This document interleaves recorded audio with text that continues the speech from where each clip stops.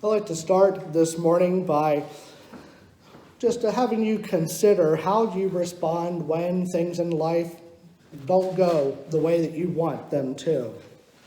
Are you more prone to just sort of throw up your hands, or are you more of a task-oriented person where you see something wrong, so you just think, okay, what do we do to get this right, and we work on that way.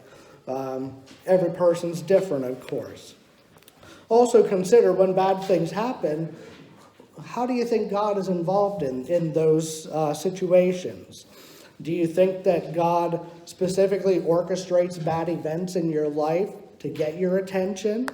Or do you think that those bad things just would happen anyway, but God uses bad to create some good out of it? They are some deep and philosophical questions for sure. We could talk at length about each one of them this morning. But there is an old saying that I think there's a lot of truth in, and that is, it's not how many times you get knocked down, but how many times you get back up. And I think people cling to that kind of proverb because we want to persevere. We don't want to be the victims all the time. As I was researching this message, I came across a quote by an author. He's still alive. I've never heard of this man before, though. Name is Arthur Golden. Maybe somebody here has. And he wrote, one of his books that he wrote, he said, "Adversity is like a strong wind. It tears away from us all but the things that cannot be torn, so that we see ourselves as we really are." And that's a quote. I think there's a good bit of truth in that as well. From my experience, whenever things go bad, go wrong, and it seems like all that I have is God in my life, those are the times when I just feel in my spirit and in my soul that I just stand before Him completely exposed, and I admit to God finally that there's nothing that I can do without His grace. And a lot of times we don't see change in our lives until we hit those valleys, situations like that. So it is, of course, Mother's Day, and for many mothers, and in church it sort of almost becomes Women's Day, because we certainly don't want to leave out anyone who may not be a mother. But collectively, women, we know that you all deal with very significant issues in your life. Men deal with some same issues and some different issues as well, so because we're not all the same. Maybe some of you have experienced great tragedy in your life. Maybe some of you would freely admit that life is not easy for a variety of reasons. And I hope it isn't terrible, bad, down in the doldrums for everyone here every day. But some people, I hope that you're doing well enough, but you understand that life isn't always a bouquet of roses either. Obviously you have the ups and the downs of life. We all have those days when things just don't seem to be working out for us. And that is what the book of Ruth begins with. We'll look at the two women who are introduced from the beginning of the book. And the book starts by detailing a tragedy that happens in the life of a woman named Naomi. And so we'll read some of the verses. I think I put up through verse 17 in the bulletin, but if you look in your pew Bible, the paragraph ends in 18, so we'll just add that extra verse. But if you are following in your pew Bible, you'll find the passage on page 187. And so we'll read the first 18 verses of the book of Ruth. It says, "In the days when the judges ruled, there was a famine in the land. And a man from Bethlehem in Judah, together with his wife and 2 sons, went to live for a while in the country of Moab. The man's name was Elimelech, his wife's name Naomi, and the names of his 2 sons were Mahlon and Chilion. They were Ephrathites from Bethlehem, Judah. and they went to Moab and lived there.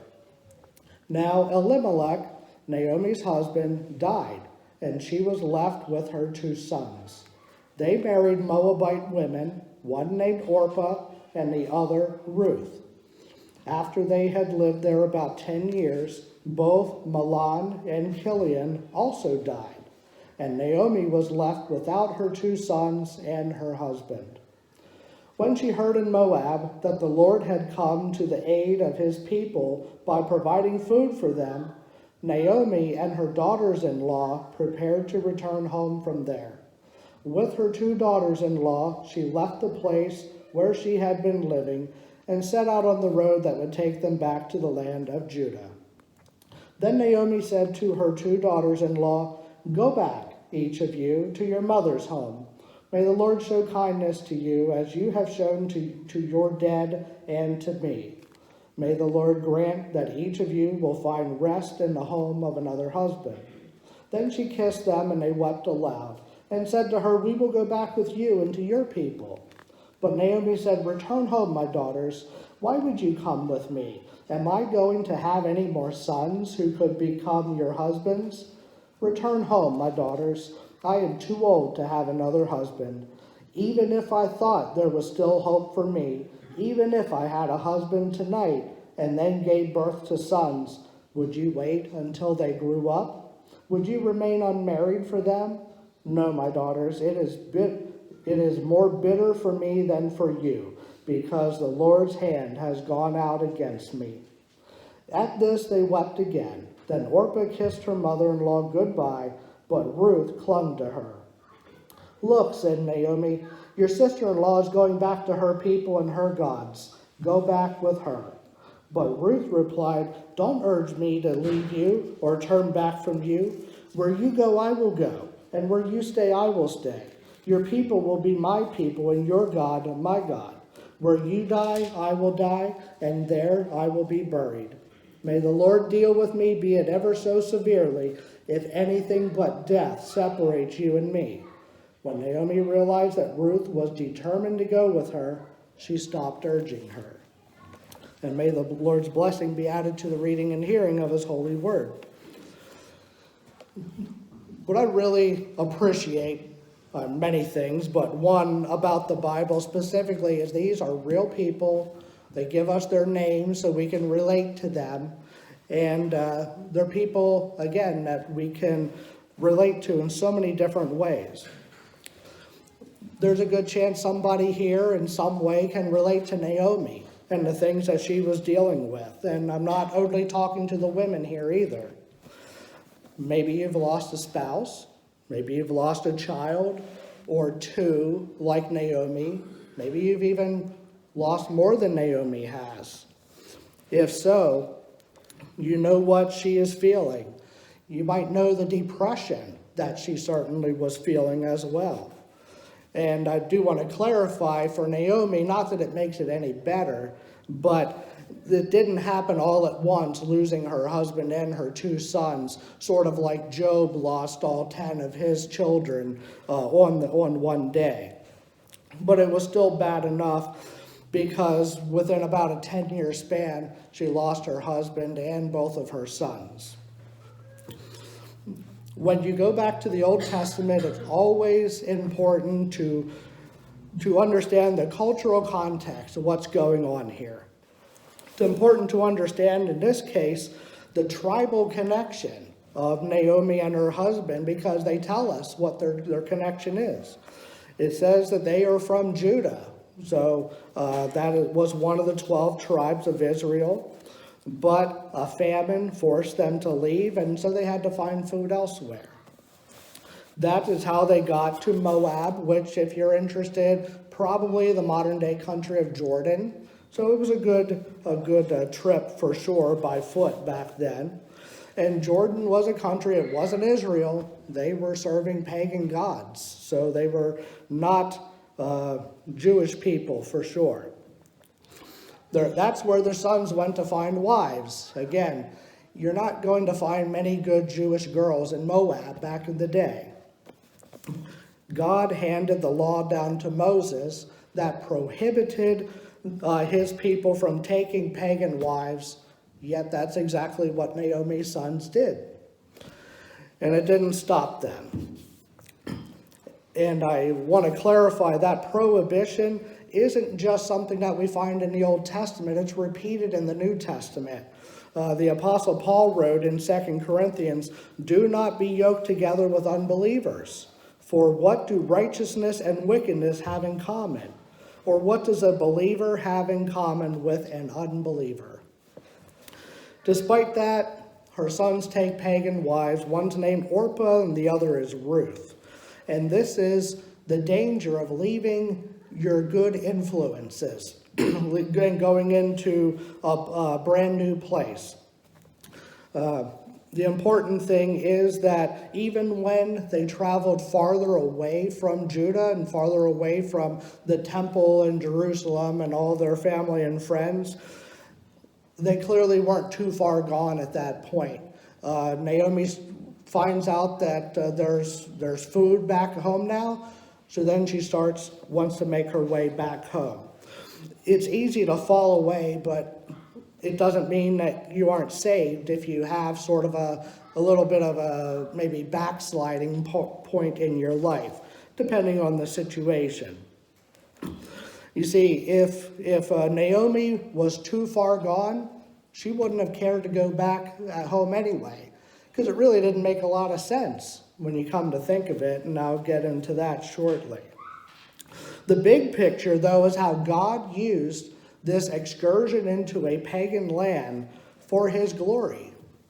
And he takes bad and he can use it for good whenever he wants to. See, if Naomi never went to Moab, then she never would have gotten a daughter-in-law named Ruth. Think for a minute what this meant to Ruth.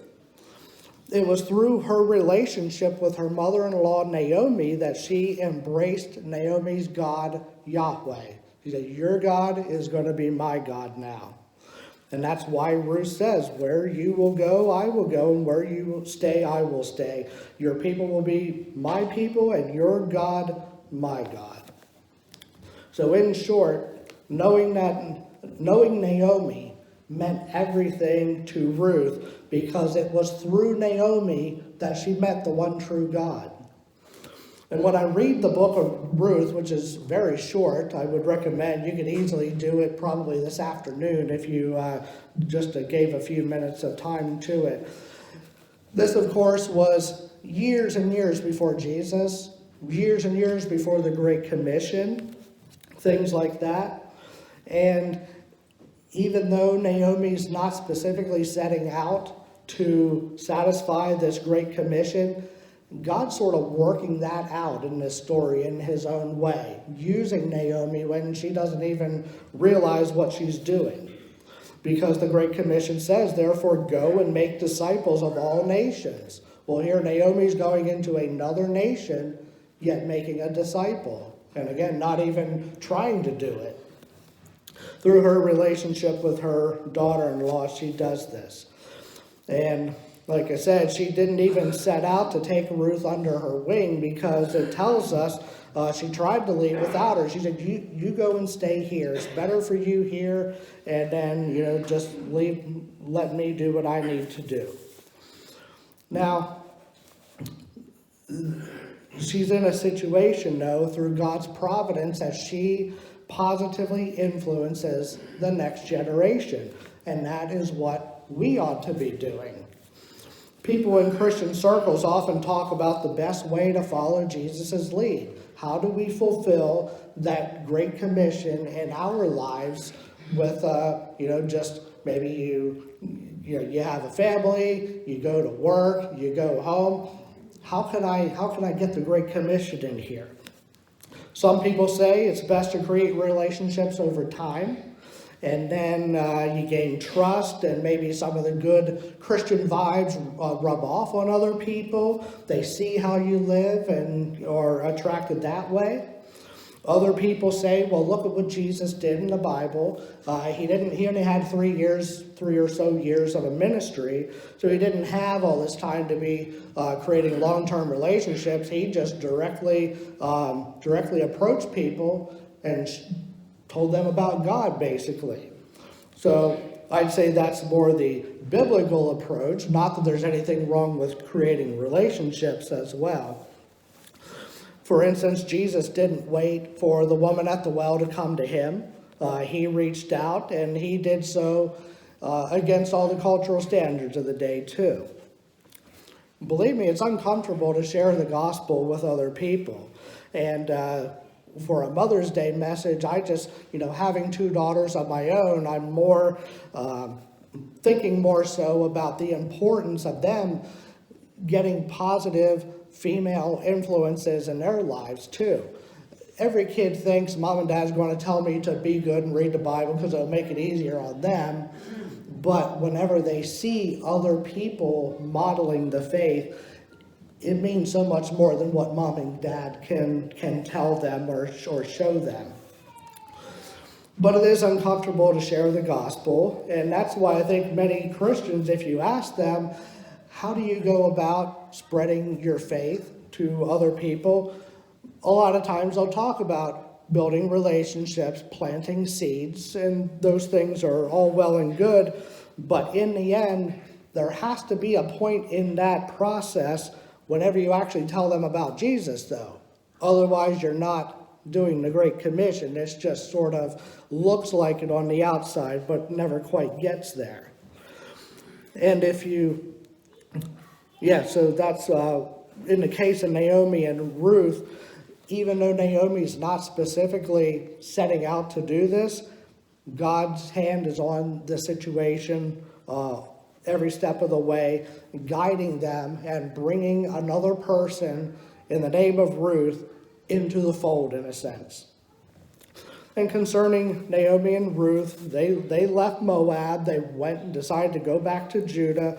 And it shows that power of that relationship. And of course, she married her son, so there's a relationship there. But we know that, women's relationships with their mothers-in-law aren't always, the greatest. It's the shame of it, but that's how it is.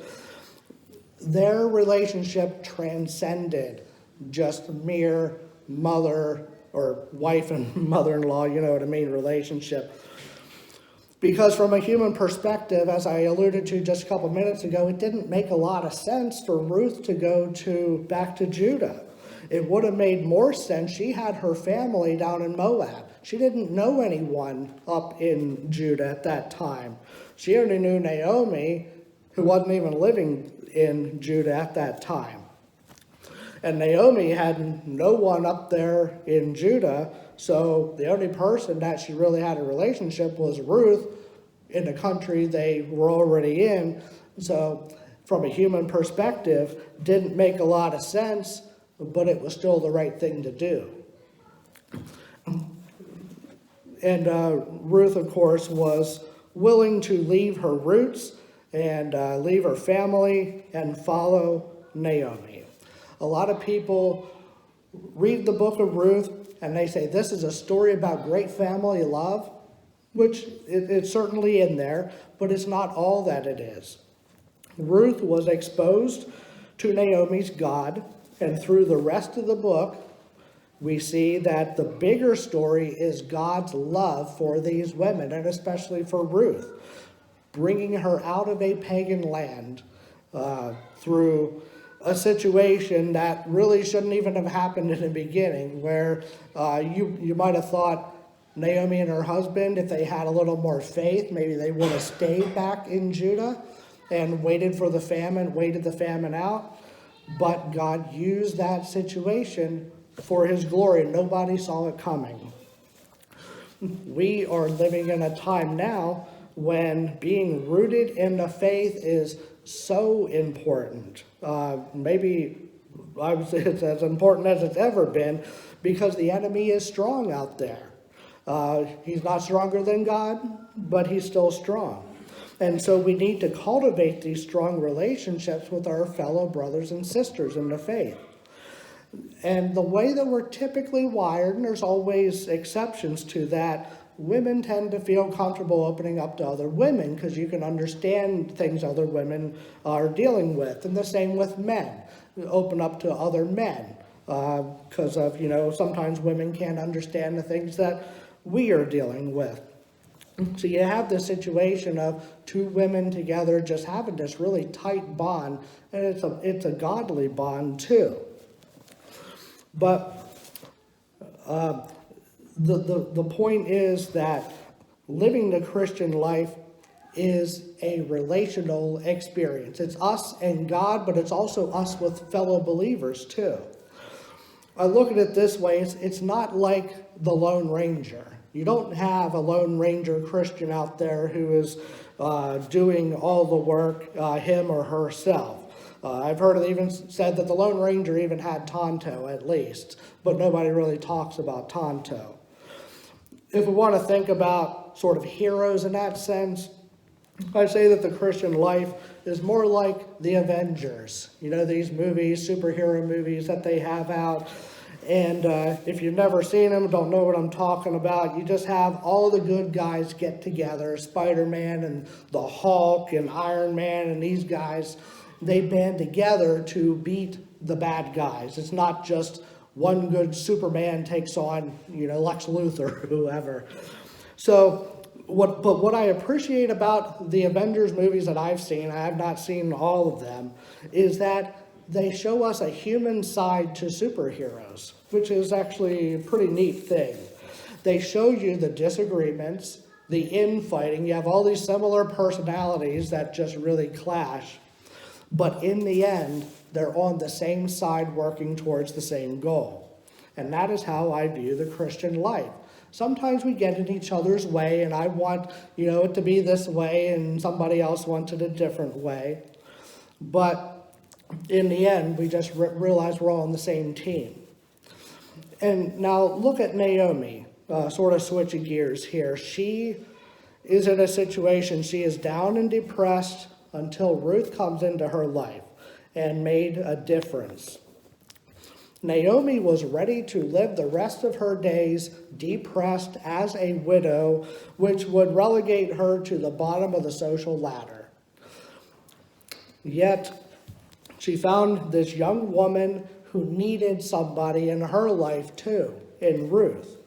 Ruth saw how selfless her mother-in-law was. She was willing to just go off on her own and basically live her last few days in depression. But apparently it had an effect on Ruth. It served as a witness to her, and it seems like it made her think that the life that she wanted for herself was more like the life that Naomi had rather than her own. And if the odds prevail in this congregation this morning, there's probably somebody who's struggling with your faith in the sense that you want it to grow, but you're just not sure how to do that. Maybe you need somebody to invest in, somebody that you can share what you've learned and what you've experienced. And by sharing it, you grow in that way, sort of being a teacher. And my hope is that everybody here has many, many more years on this planet for sure. But we all understand one day we're going to go and be with the Lord. And it's a shame to think that any Christian goes to be with God without leaving anything behind for anyone else to benefit from. That's one scenario that we want someone to invest in, to leave some knowledge and wisdom behind. But also maybe there's someone else struggling with your faith because maybe you think it's just plateaued, it's just going straight. It's not going down, it's not getting any worse, but you really don't feel anything, getting better either. In that situation, maybe you need someone to come alongside you and guide you and take you under their wing. Believe me, it's a difficult position because we don't like to admit that we aren't quite where we should be. But that's sort of the way it is in the Christian faith. We're never where we should be, so we keep on keeping on, as they say. So I look at it this way. At this church here, we are doing a lot of things right. We have Sunday service here. Of course. That's an easy one. We have our youth that we can hear over there. They're doing their thing and they're getting instruction at their level. We have a Bible study that's offered on Wednesday night. You can come and delve into the Word more so than we can in just a short time on Sunday morning. We have a ladies' ministry here that does a lot of things that if they cease to be, we would know it, okay? Let's put it that way. So for a small rural church, we're doing a lot of things right. But I guess my encouragement is let's not stop there, though. There's nothing stopping anyone from creating a small group of your own. 2 people, 3 people, 4 people, whatever the case is. Just another opportunity to learn and pray and keep accountable to each other. Maybe that's the calling of somebody here, that God wants you to branch out in this season of your life. And who doesn't have an extra hour a week or even an extra hour a month to devote to something like that? I can't really tell you how to do it. There's not a rule book on it. You don't have to be a pastor, although I'm willing to help anybody who would wants any guidance at all. But specifically, I want to encourage the mothers and the women here that your influence extends well beyond what you think. We can be overly humble and think I'm not really all that important in the big scheme of things. I probably don't make that much of a difference, but it's not true. I'm sure that Naomi thought the same thing and Ruth thought the same thing. And the Bible says that they meant an awful lot too. God loves everyone here. Everyone, all of his children, all the women who are doing his work in the world. And so our duty is to model him. And we ought to love, just as we love him, love our neighbor, love everyone in our church. If you don't think that you're important, look at the cross of Jesus. When Jesus was hanging there, he was loving you as he gave up his last breath. He gave it up for Ruth and Naomi and everyone here and everyone in between. So it's important that whether we realize it or not. And somehow you came to faith because somebody shared it with you. Let's not let it stop there. Again, our influence can go so far beyond what we give it credit for. I'll wrap it up real soon here. But it's interesting, with vacation, I actually began this message a couple weeks ago, and then I finished it up. And in the meantime, you may have heard in the news that there was a celebrity that passed away 8 days ago. Her birth name was Diana Simonella, but we don't know her by that name. When she got into showbiz, she wanted a better name that fit her personality, so she picked up a Bible and she looked at female names, and she picked the name Naomi. And we know her as Naomi Judd of the country duo The Judds. I saw that she was worth $25 million when she died. And that $25 million is not enough for her. She dealt with depression. There was something missing in her life. Since she died, they were talking about mental illness that she had been dealing with. And it's very complicated, and I don't understand much of it at all. All I know is that she didn't live as fulfilling a life as she wanted. It's sort of odd that she picked the name Naomi. Maybe she was a little more like Naomi than she wanted to be, actually. And it's just a shame to see situations where people fall into depression like that. And I just wonder how things might have gone differently for her if maybe there was another person who worked their way into her life.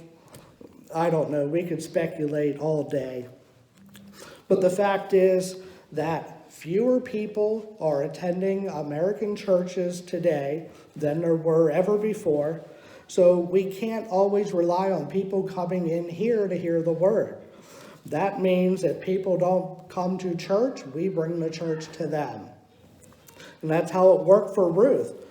She wasn't in church, But she said, hey, your God is my God, because something struck her about that. She had the influence of her mother-in-law, Naomi, and it made Ruth proclaim, where you go, I will go, and where you stay, I will stay. By the way, that is what discipleship looks like, being a disciple and being reared up and taught by another person. And she continues by saying, your people will be my people, and your God my God. Where you die, I will die, and there I will be buried. May the Lord deal with me, be it ever so severely, if even death separates you and me. That is the kind of relationship that I want personally with people. Again, this transcends men, women, Mother's Day, Father's Day, anything like that. And I just pray that for anyone here who wants that same relationship with people, that we will allow the Holy Spirit to lead us. And it will happen if we call on him and let him be our guide. Let's close with a word of prayer.